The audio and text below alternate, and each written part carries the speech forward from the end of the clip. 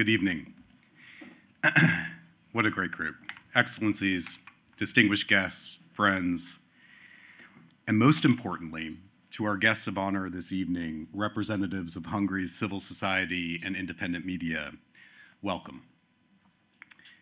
That deserves an applause. I agree. As you know, my family and I will be departing Budapest in mid-January. And there are a lot of goodbyes that come with leaving a place that has become our home.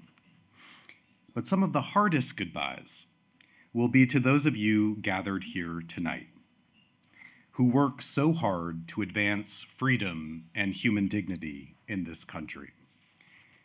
And that's why at this farewell reception, I wanted to make tonight not about me, but about a tribute to you. Tonight is a celebration of voices and those who use them to create extraordinary beauty and power. But before we celebrate voices in the form of song, I'd like to address what happens in their absence: silence. We meet tonight at a time of enormous change and significant challenges in the world. A bloody war continues to rage across the border, presenting one of the most serious threats to Europe's security since World War II. A war that is forcing difficult conversations about what we stand for. A war that is challenging our understanding of what sovereignty, freedom, and democracy mean, and what defending them looks like. Russia's invasion of its democratic neighbor Ukraine is not the only battleground where democracy is being tested today. Attacks on democracy don't only come in the form of Kalashnikovs and Kinzhal missiles. Democratic values here and around the world are also under attack. The Prime Minister likes to think of the war as playing out next door.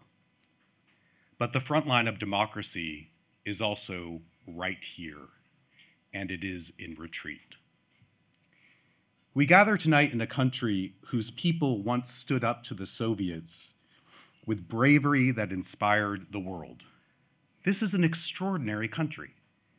And it is also a country where democracy is challenged by kleptocracy, where the rule of law increasingly feels subordinate to rule by propaganda.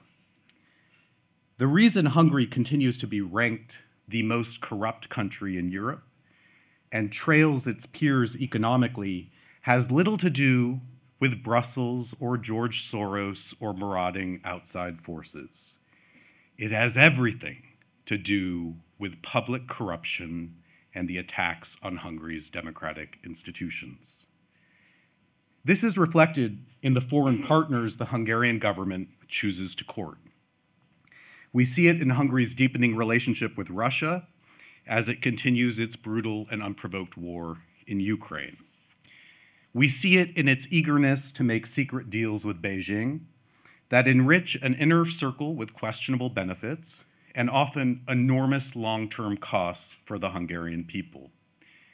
We see it in unjustifiable economic overtures, even to the likes of Iran, as it fuels instability and war in the Middle East.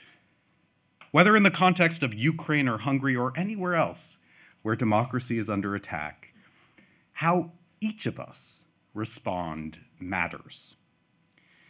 While I have the great privilege of speaking on behalf of the United States of America and have always believed in the power and goodness of America, it is not the voice of governments and government officials alone who will write the next chapter. It will be you, the people in this room, this extraordinary group of advocates and activists, artists and builders, dreamers and doers, people who push forward and speak up, people who criticize and create, people who engage and encourage even when it's hard, especially when it's hard, people who speak louder even when the loudest voices backed by millions of euros, billions of forints of public money, are propagating messages designed to portray you as a criminal, a spy, a fool, or even a pedophile. I know that in moments like these, there may be an impulse to relent, to find the price of engaging in this arena too high, the shamefulness of the smears too much to bear. I understand that. But the alternative to your voices is silence. Hungarians know the path of silence is perilous because you have walked it before. Under communism, the government offered a deal, the so-called Kader Compromise. Keep your head down and your mouth shut, and in return, enjoy a life of moderate comfort. It may not have been a very good deal, but it was the only one available.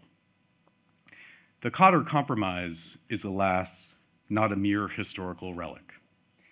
Today, here and elsewhere, engaged citizens committed to freedom and democracy face a similar choice about what role we, each of us, will play, what lives we will lead.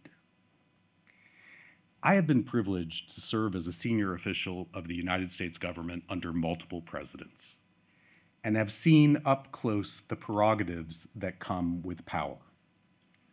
The choice of comfort is always available, to enjoy the privileges of office without achieving its purpose, to bask in the spotlight of the arena while avoiding the fight. Every day, each of us gets to accept or reject the modern Kader Compromise, to engage or withdraw, to resist or acquiesce, to believe in what can be or resign that it will not be.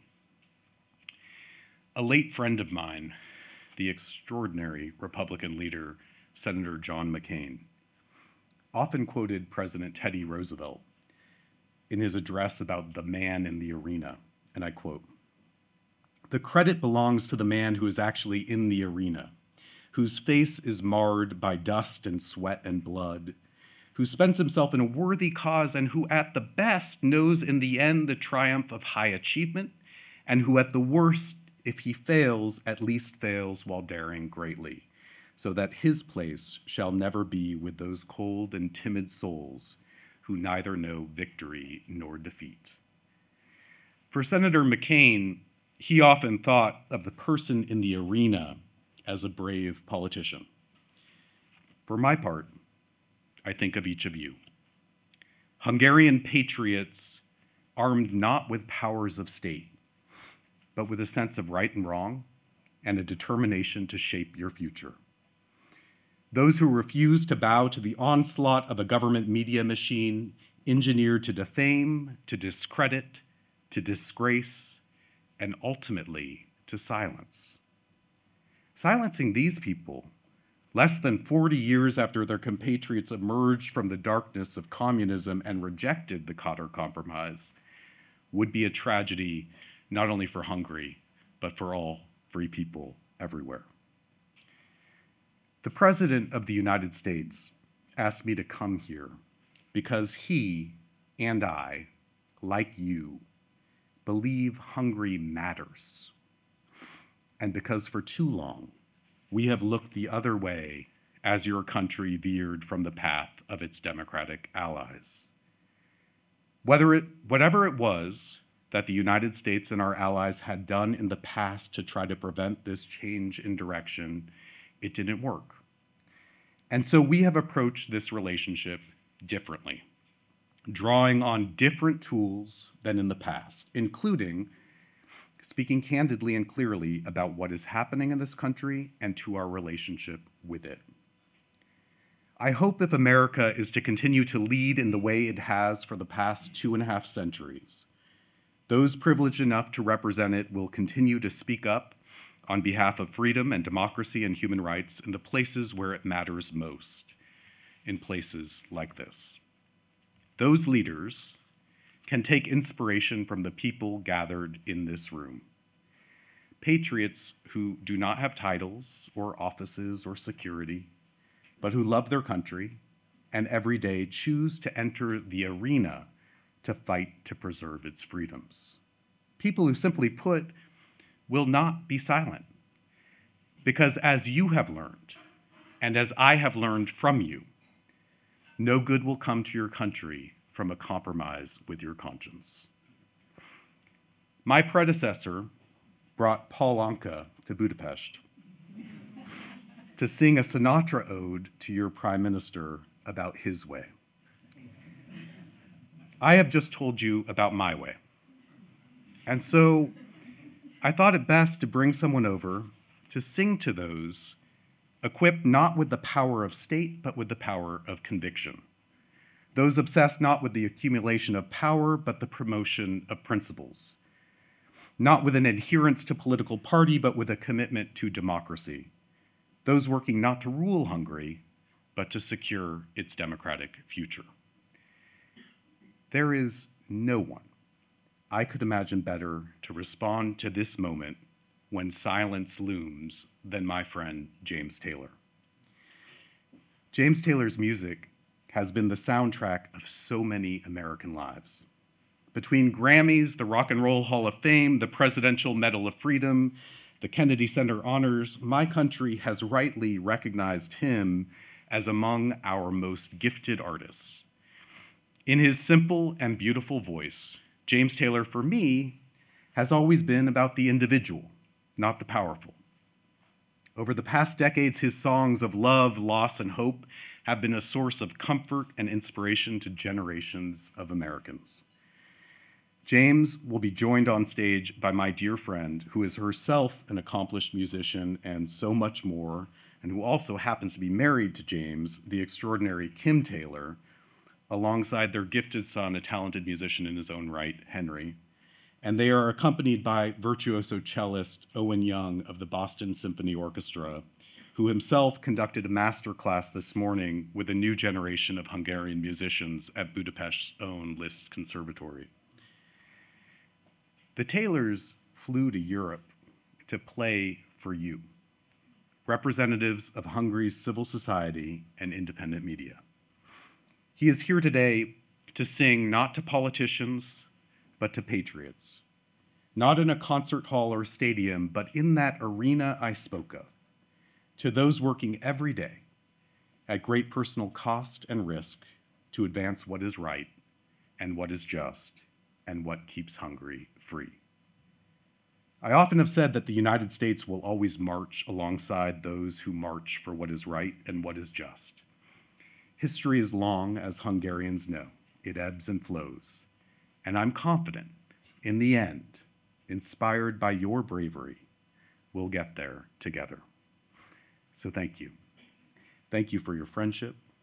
Thank you for your service to your country and the U.S.-Hungary relationship. The United States and its ambassador is honored by your presence. Thank you very much.